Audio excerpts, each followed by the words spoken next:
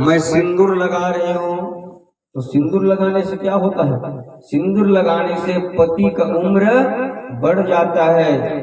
तो एक लकीर सिंदूर लगाने से मैया पति का उम्र बढ़ जाता है राम जी का। हाँ, अच्छा। तो हनुमान जी सोचने लगे, जब एक लाइन खींचने से भगवान का उम्र बढ़ता है तो मैं प्रभु के लिए पूरे उम्र को और बढ़ा दूंगा करके हनुमान जी पूरे शरीर में बंधन बुक लिए, पूरे शरीर में लगाया। तब से हनुमान जी का चोला चढ़ाते हैं।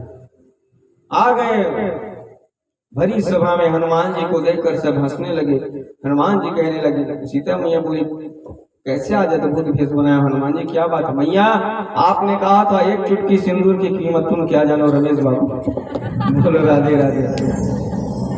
एक चुटकी सिंदूर लगाने से प्रभु की आयु लंबी हो जाती है। तो मैंने सोचा कि पूरे शरीर में जब मैं सिंदूर लगाऊंगा तो प्रभु की आयु कितना हो जाएगा। तब माता सीता ने कहा कि धन्य हो हनुमान, जो भगवान राम के इतना बड़ा तुमने कार्य किया है।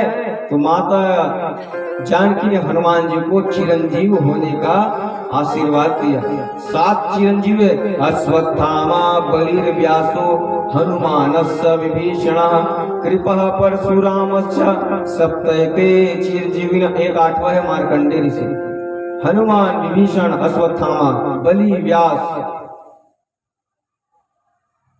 विभीषण, ये सब 7 चिरंजीव। चिरंजीव मतलब अमर नहीं, चिरंजीव मतलब अजर अमर नहीं होता। जो जन्म ले उसको मरना है एक दिन निश्चित है। चिरंजीव का मतलब है चीर जीव, मतलब लंबे समय तक जीने वाला। इसमें ध्यान दीजिए, अजर अमर का मतलब केवल परमात्मा नारायण ही अजर अमर है। भगवान भोलेनाथ का भी एक उम्र है, निश्चित है, उनका भी शरीर का त्याग होता है। पार्वती सती जी का भी उम्र निश्चित है, वो भी मरती है। राम जी भी का उम्र निश्चित है, लीला करते और चले जाते। कृष्ण भगवान भी लीला करके चले जाते हैं।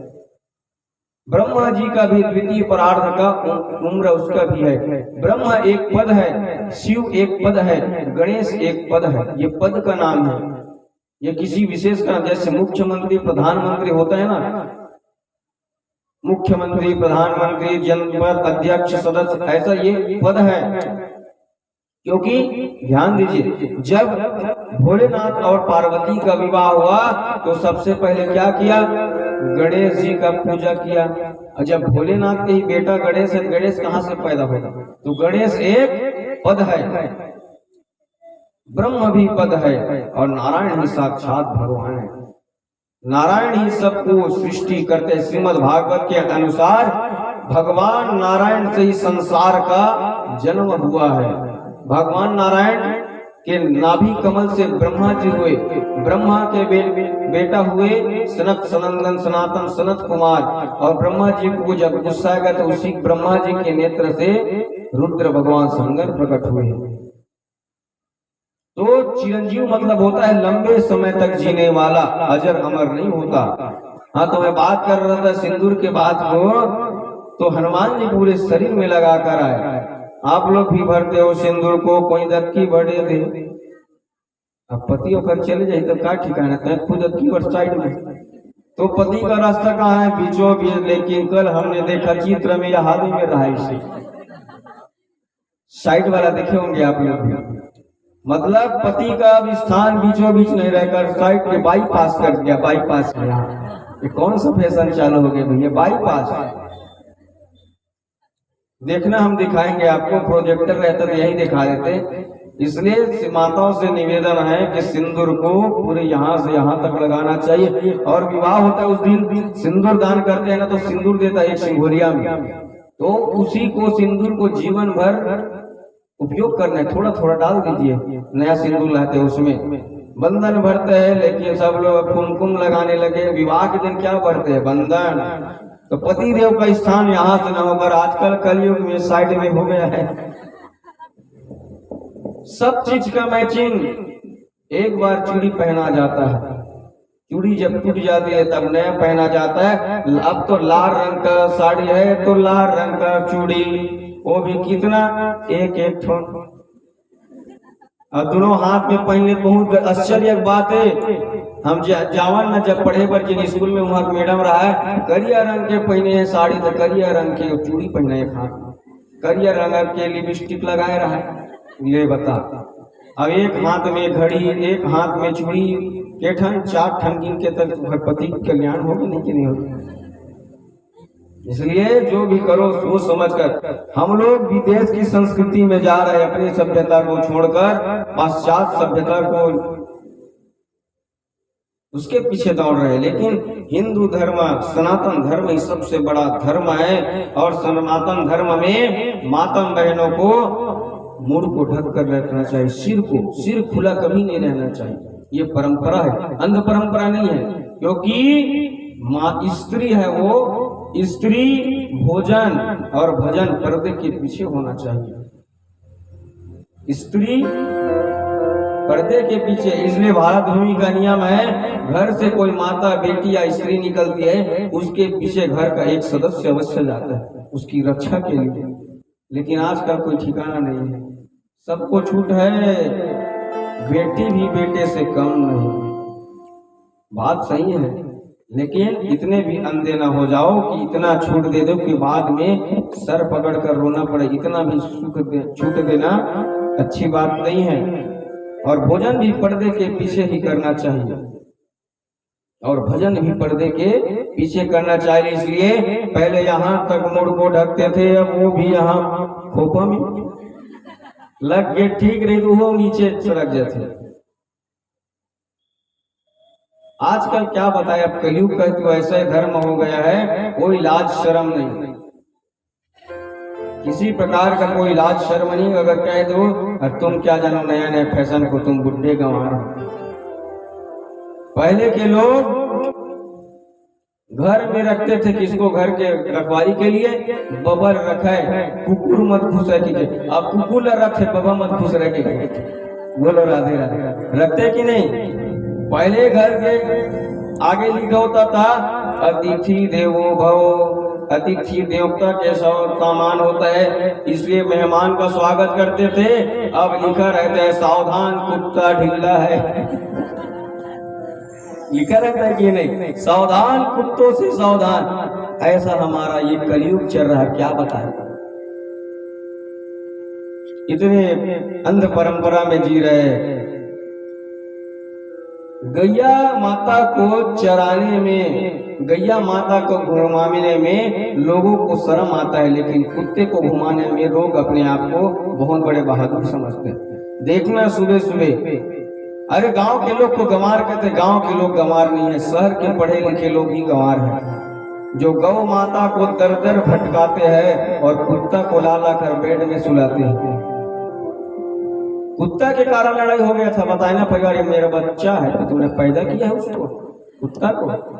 हाँ, सगे भाई में विवाद हुआ, परिवार की बात है। तो गौ माता को घुमाने में शर्म आता है, और कुत्ते को घुमाने में ऐसा लगता है जैसे हम बहुत बड़े बहादुरी का काम कर रहे हैं। और भगवान किसके लिए आते हैं? गौ के लिए आता है, ब्राह्मण के लिए आता है, साधु संत की रक्षा के लिए आता है। इसलिए गौ माता का रक्षा करना अवश्य है, क्योंकि गौ हमारी माता है, धरती हमारी माता है। अरे पैदा करने वाली माता तो 4-6 महीने 1 साल तक दूध पिलाएगी ज्यादा से ज्यादा, लेकिन गौ माता चाहे बच्चा हो चाहे बुढ़ा हो, जीवन भर दूध पिलाते हैं। बोल गौ माता के। और गौ माता के रोम रोम में 33 कोटि देवी देवता निवास करते हैं, इसलिए साक्षात गौ माता देवी स्वरूप है। गौ माता के जब कृष्ण जी के ऊपर कोई संकट आता था तो यशोदा मैया पहले गौ माता के मूत्र से स्नान कराते थे, गैया के गोबर से, गैया के दूध से, फिर पूंछ से झाड़ फूंक कर देती। आज भी करके देखना, हम बताए थे ना उस दिन की कितने मंत्र पढ़कर माता यशोदा ने गौ के पूंछ में झाड़ किया, 8 मंत्र पढ़कर, बाल रक्षा कवच कहते हैं उसको। उस मंत्र को पढ़कर बच्चे गौ माता की पूंछ से बच्चे को झाड़ोगे तो कैसा भी नजर दृष्टि होगा वो दूर हो जाता है। इसलिए गौ माता का पालन करना सीखो। आप गौ माता की रक्षा करोगे तो भगवान आपकी रक्षा करेगा। आइए कथा में आते हैं। और वसुदेव जी वहां थे उस मेला में, चराचर जगत के लोग पूरे मेला में आए हैं। और मेला में कौन गए? नारद जी। नारद जी को देखकर वसुदेव जी ने पूछा, नारद जी एक बात बताइए, वसुदेव कौन है? भगवान श्री कृष्ण के पिता है। और नारद जी से पूछ रहे कि जीव को ऐसा कौन सा कर्म करना चाहिए जिससे 84 लाख के चक्कर से छूट जाए। अभी मनुष्य बनकर आए हम लोग, तो कौन से कर्म हमको करना चाहिए जिससे हमें दोबारा किसी कुकर सुकर या मनुष्य योनि में भटकना न पड़े? कौन सा काम करना चाहिए? क्योंकि जन्म लिए हो तो कोई ना कोई कर्म अवश्य करोगे। और कर्म दो भी प्रकार का होता है, अच्छा कर्म और बुरा कर्म। मतलब कर्म किए बिना जीव रह नहीं सकते। कर्मण्याधिकारस्ते मां फलेषु कदाचन। और कर्म प्रधान विश्व रचिराखा, जो जस करहि तस फल चाखा। जैसा कर्म करोगे वैसा ही फल मिलता है। तो अच्छा कर्म भी करोगे, बुरा कर्म भी करोगे। तो अच्छा कर्म करोगे तो अच्छा कर्म को भोगने के लिए फिर आना पड़ता है, बुरा कर्म करोगे तो बुरा कर्म के लिए भोगने के लिए भी आना पड़ता है। तो ऐसा कौन सा कर्म करे नारद जी जिसके लिए मनुष्य को इस संसार में आना न पड़े? वसुदेव जी पूछने लगे।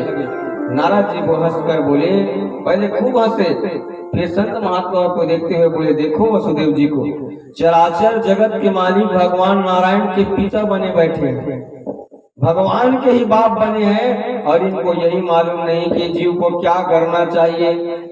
अरे गंगा जी में रहने वाले लोग गंगा जी के महत्व को नहीं जानते, क्योंकि जब तक जीव के पास जो कुछ चीज नहीं है तब तक उसके प्रति उसका प्रेम रहता है। जैसे आपके घर में मोटरसाइकिल है, कार नहीं होगा तो आप कार दूसरे के कार को देखोगे तो मेरा पास भी हो जाता। और जिस दिन आपका कार आ गया, आपकी अब कार से प्रेम उठ गया, उससे भी बड़े की सोचने लगोगे। अब बस आ जाए, एरोप्लेन आ जाए, प्राइवेट अपना जेट आ जाए। तो जीव को जब तक जो चीज नहीं मिला रहता है तब तक उसका महत्व को समझता है। जैसे हम लोग गंगा जल पीते हैं, गंगा जल का एक बूंद भी धरती पर गिर जाता है, पैर न पड़े करके पानी से पोछा लगाते नहीं लगाते। लेकिन जो लोग गंगा जी में रहते हैं वो क्या करते हैं? गंगा जी तो रोज का है, सब कर्म गंगा जी में करते हैं। और हमसे पाप हो जाते तो हम लोग कहाँ जाते हैं? गंगा जी जाते हैं। किस लिए? पाप को मिटाने के लिए। और गंगा जी में जो लोग रहते हैं उससे पाप हो जाए तो कहाँ मिटाते हैं? बोले नैमिषारण्य जाते हैं।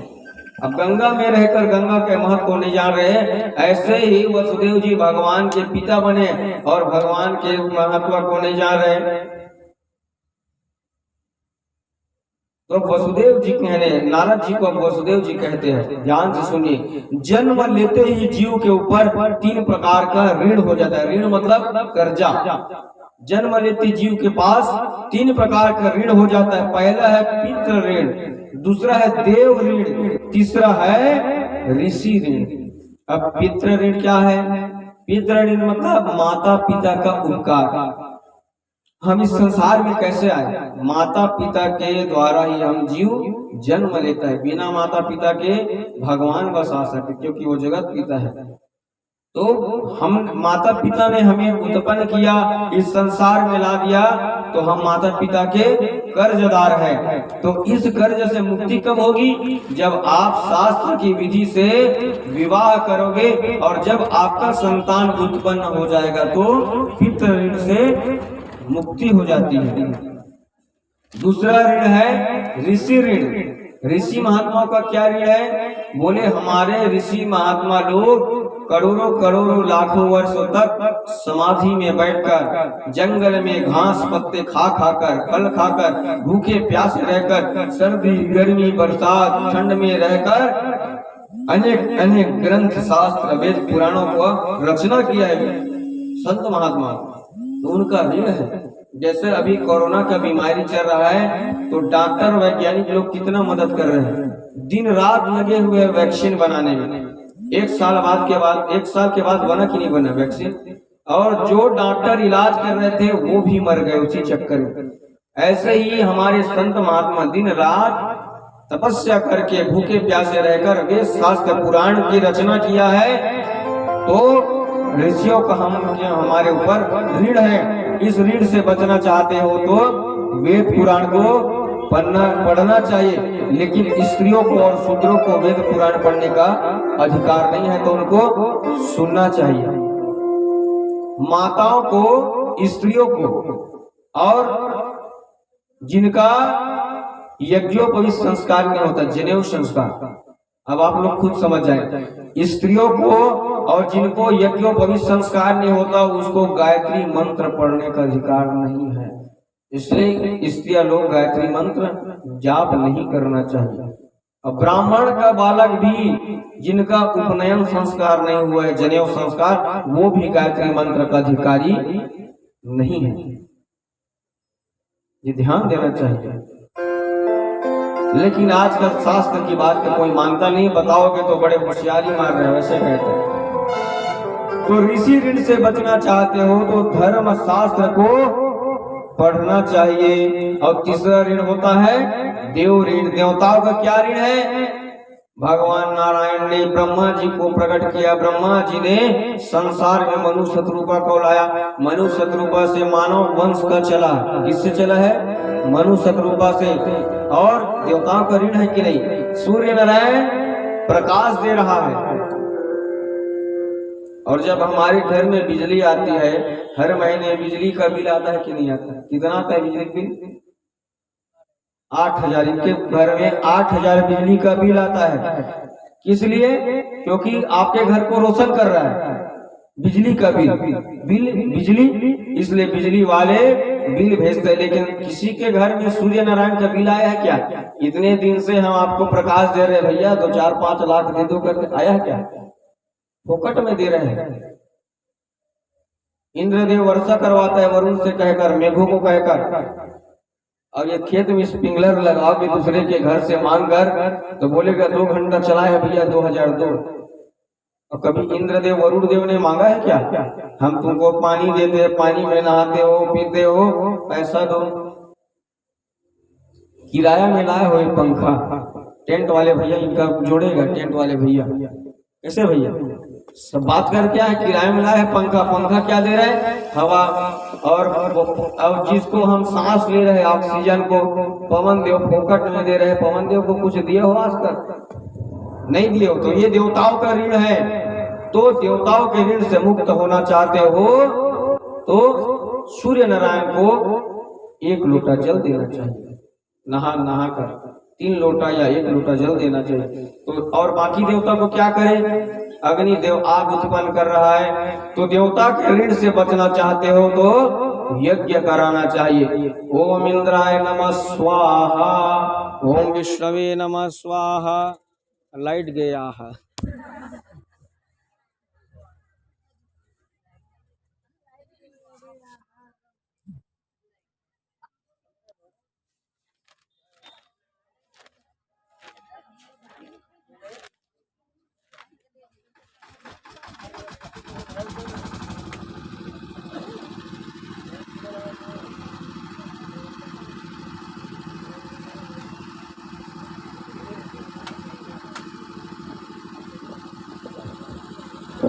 तो देवता के ऋण से बचना चाहते हो तो यज्ञ कराना चाहिए। क्या कराना चाहिए? यज्ञ। ये श्रीमद् भागवत सप्ताह ज्ञान यज्ञ ही है।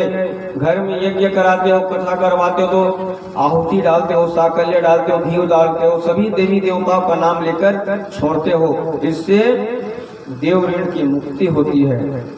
तो नारायण जी बताने लगे, वसुदेव जी आप कृष्ण के माता पिता हो, देव की माता है, आप पिता हो। आपने कृष्ण जैसे पुत्र को उत्पन्न कर दिया, पितृ ऋण से आपकी मुक्ति हो गई। और आप बहुत बड़े ज्ञानी हो, वेद पुराण को बहुत पढ़े हो, इसलिए ऋषि ऋण से भी आपकी मुक्ति हो गई। लेकिन आपने जीवन में अभी तक कोई यज्ञ नहीं किया है, इसलिए यज्ञ कराओ, ऋषि देव ऋण बचा है। ठीक है, तैयार हो गए और वसुदेव जी भगवान कृष्ण की तरफ देखने लगे। भगवान बोले आज्ञा कीजिए पिताजी, अब बस आज्ञा कीजिए, हम यज्ञ कराने को तैयार हैं। तो क्या था, इतने बड़े मेला है, बड़े बड़े संत महात्मा यहाँ आए हैं, तो उन्हीं में के संत महात्माओं को ऋतित्व आचार्य सब बनाकर धूमधाम से यज्ञ किया गया। और इस प्रकार 3 महीने तक कुरुक्षेत्र में रुके। कितने महीने तक? 3 महीने तक सब। अब किसी का घर जाने का मन नहीं हो रहा है। उसके बाद अपने अपने घर चले गए। बोले वृंदावन बिहारी लाल की। अब एक दिन द्वारिका में देवकी मैया ने भगवान कृष्ण से कहा, हाथ जोड़कर कहा, बेटा उस दिन कुरुक्षेत्र में गई थी तो बड़े बड़े संत महात्मा आते थे, तुमको प्रणाम करता था। संत महात्मा आया कर और कहता था कि तू भगवान है, क्या तू सच में भगवान है?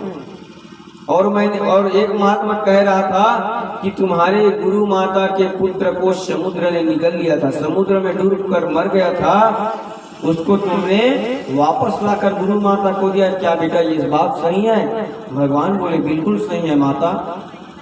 अब तो देवकी मैया रोने लगी और कहने लगे, बेटा तेरी गुरु माता का तो केवल एक पुत्र को समुद्र में मर गया था, समुद्र ने एक पुत्र को निगल गया, लेकिन मेरे तो एक के बाद एक 6 पुत्र हुए, सबको मेरा भाई पापी कंस मार डाला, उससे मुझे मिलवाओगे? बोले जैसे आपकी आज्ञा मैया। करके भगवान तुरंत दाऊ जी के साथ रथ में सवार होकर कहाँ चले गए? सूतल लोक के राजा है राजा बलि। बलि ने स्वागत किया, भगवान ने आशीर्वाद दिया। भगवान ने कहा, भगवान को कुछ आने का कारण क्या है प्रभु? भगवान बोले कि हमारे जो बड़े भाई है 6, वो आपके पास है, वह हमें सौंप दो। भगवान को 6 बालक सौंप दिया। भगवान के विवाह हो गए, बड़े हो गए, लेकिन वो जो बालक थे उनके भाई, वो ज्यों का त्यों छोटा था, एक दिन का, जन्म लेते ही मार देता था, तो 2, 4, 6 घंटे जी रहे होंगे, तो उतने 6 भाई को दिया। भगवान लेकर आ गए और जैसे देवकी मैया ने देखा, आंखों से आंसू निकलने लगे, दूध की धार बहने लगी। माता देवकी ने 6 पुत्र को लाड प्रेम किया और दूध पिलाया। दूध पीते ही 6 बालक का मुक्त हो गए। देवकी मैया घबरा गई, बेटा ये कहाँ चले गए? भगवान ने कहा, मैया आपने कहा था दर्शन करा दो, तो मैंने दर्शन करा दिया। क्योंकि मैंने आपका दूध पिया है, तो मेरे उच्चिष्ट मतलब मेरे जूठे दूध को मेरे भाइयों ने पिया, तो ये अब कर्म बंधन से मुक्त हो गए। मैया इन्हें जाने दो। भगवान बोले मिलने के लिए कहा था तो मिला दिया। तब माता देवकी प्रसन्न हो गए। बोलिए भक्तवत्सल भगवान की जय।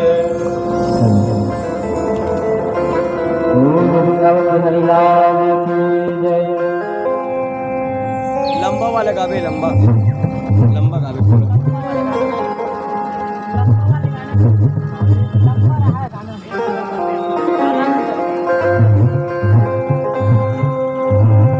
हरि हरि याद तेरी आए सोहन बन के